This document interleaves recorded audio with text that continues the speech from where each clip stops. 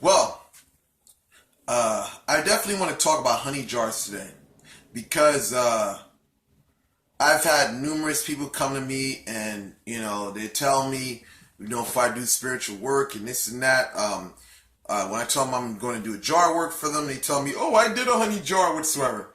Well, I figured, I got to talk about this because, people don't understand how complex this thing can be. Yes, I know I make a lot of things look simple. That's because because I have years of experience. Well, let me show y'all guys something. Well, this is a honey jar right here. This is for a client that I did a long time ago. Now, as you see this honey jar, many people just think that it's just honey. If you open it up, it does not smell like honey. Because this thing here has a lot of oils in here. A lot of oils. Probably more than 15. Now, a person says, well, yeah, I can mix oils and stuff like that. I put oils in my work. Well, there's a big difference between my bottle and a lot of other people's bottles. You know what I'm saying? The thing is, if you have experience with Palo, I'm going to talk to those Paleros out there that's watching my videos whatsoever, you know what I'm saying? Or anybody that's familiar with Ngangas, cauldrons, pots. Before a pot is prepared, there's a specific ritual where there's herbs and all these ingredients added. But the thing about that is that all the things that are added to the pot are harmonious. Everything in nature has a spirit.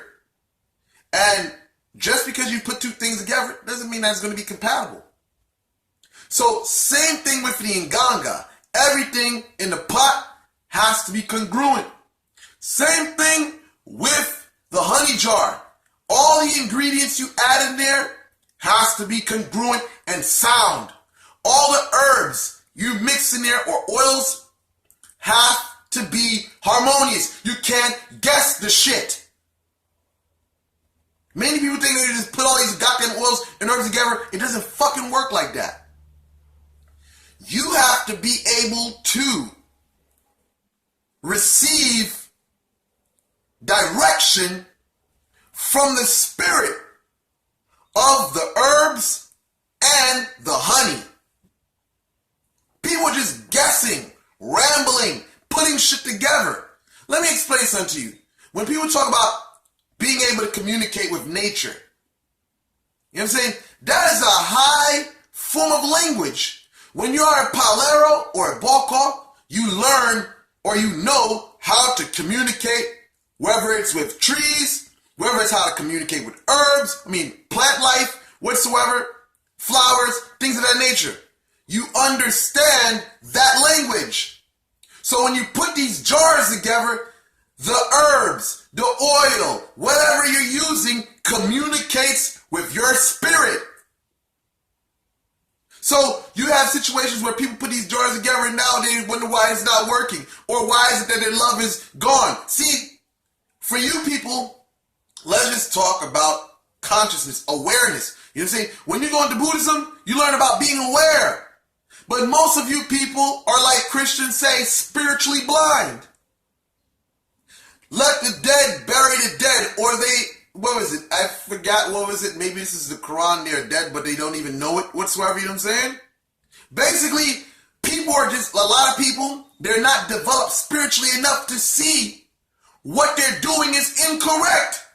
So I have to throw a lot of wordage out there to make you guys understand that you have to be highly spiritually developed in order to create a good honey jar. You know what I'm saying? See, I said it before, and I made a video about honey jars before, and I got into the practical workings of it. You know what I'm saying? But people they didn't really get it. I gotta be a little harsh today and tell you, listen, you gotta stop being fucking carnal and thinking that you can just mix anything you want, because it doesn't work like that. If anything, I just say leave magic alone. If you're not a good psychic, leave magic alone, because when the things you're doing begins to communicate with you, if you're not developed psychically, you'll never know what the fuck is going on. And a lot of people are not spiritually developed to the point where they have an awareness. You know what I'm saying? An awareness is basically being able to conceive things around you. There's a lot of things happening in front of people's eyes, but they don't even see it.